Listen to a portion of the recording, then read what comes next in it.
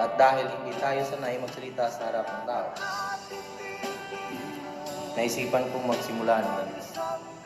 At dahil alam ko rin hindi ko kayang abutin lahat ng kabataan sa lahat ng DSWD Center sa Pilipinas, kaya nagsimula ako ng ganito. Dahil maaaring ang hindi ko kayang abutin, kaya niyo abutin. Pamamagitan ng pag-share ng mga videong galos.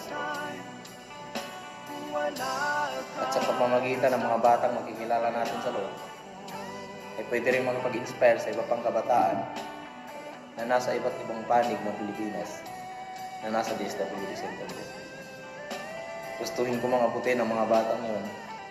Hindi naman tayo mayaman. Sapat lang ang kinikita natin para sa pamilyang meron tayo.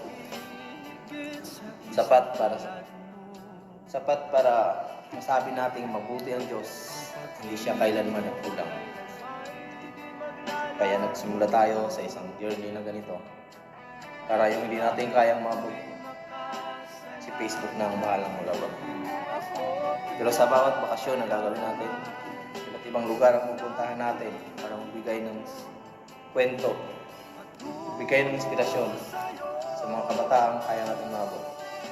Hindi lang sa DSWD, kundi sa bawat city jail na may mga minors. Kaya kumanay ang galing din sa city jail at sentensyado ako.